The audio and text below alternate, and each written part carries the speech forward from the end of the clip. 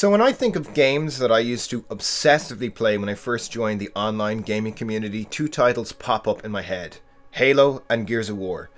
In 2006, when I first got Xbox Live, Halo 2 and the first Gears were so popular and so good. But in the decade following, so much has changed with these titles to such a huge degree that I cannot stand behind Halo any longer. But I can stand behind Gears, something I thought I'd never say. So why is this? One word: mechanics. Halo has changed its mechanics and thus how it fundamentally plays in such drastic fashions with Halo 4 and Halo 5, and although Gears saw its fair share of blunders, Gears of War 4 has many facets representative of what I wish Halo had done.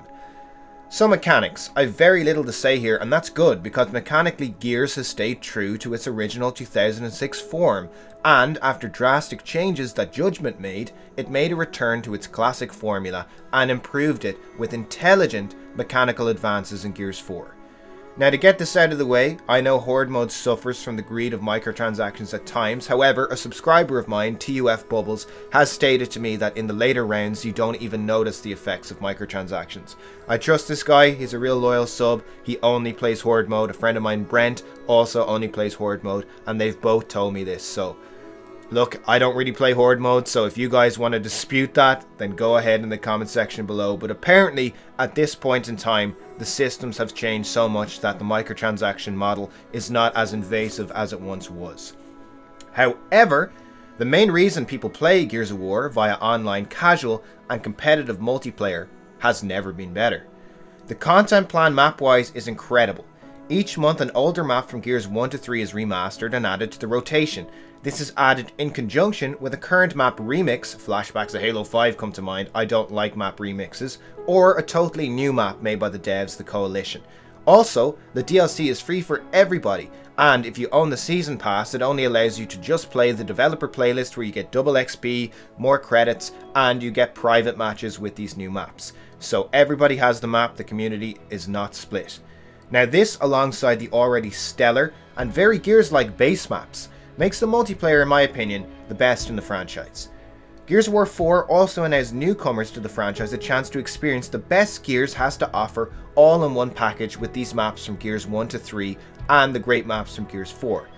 Playlist wise, it features something I loved about Bungie's Halo 3, social and ranked playlists, with an overall social quick play playlist, core competitive playlists, and an esports playlist. So there's lots to do, right? The game features a division-based ranking system. Now, I'm no fan of divisions. Look, I don't like division-based ranking systems, and instead I favour ELO or true skill systems. But having a ranking system in a game this competitive is essential. The game is next level awesome in versus mode, and this fact alone makes it worthwhile to buy, I think.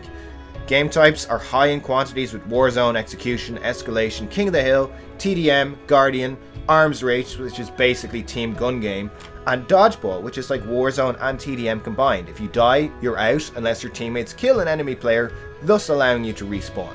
Now Wingman, the multi-team variant in Gears of War, is absent, and I don't like it being absent, I want it to come back, but what we have at the moment is honestly great in this game. Now I don't play Horde like I said, so it wouldn't really be fair for me to go in depth into it, but from what I've heard, it's fun, but the microtransactions, like I mentioned, can impact it negatively in the first few rounds. So, however, it's not all bad. Gears of War 4's greatest asset is crossplay. PC and Xbox can play in social and competitive against each other. Now people are going to scream about PC having an advantage, but a controller user has the ability to outmaneuver a keyboard and mouse player, as this game is built for controller use. Moving with WASD is not comfortable, but aiming with the mouse is superior to the sticks. I use the best of both worlds and play on PC now, formerly on the Xbox One, with a PS3 navigation controller for movement and the mouse and my programmable buttons for aiming and general play, and it works really well and it's really comfy. This PC facet is such a large selling point in my opinion. Unlike Halo 5, you gave Forge and Customs along with the browser for free on PC, Gears 4 is made for PC, and that is clear. The Coalition have also patched the game properly and adequately, with the Nasher especially, according to user feedback, and Gears of War 4 feels very fine-tuned. Which brings me to my conclusion on why I really think Gears 4 has succeeded where Halo 5 hasn't. Ego. Halo was a top dog, and 343 has an ego when given negative feedback. 343 devs tell players who want classic gameplay to play MCC, which is insulting.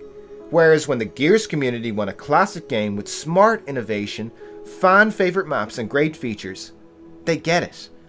Something has to change for Halo, and they only need to look at Gears 4 for how to make an entry to an inherited franchise without alienating the entire player base that built it.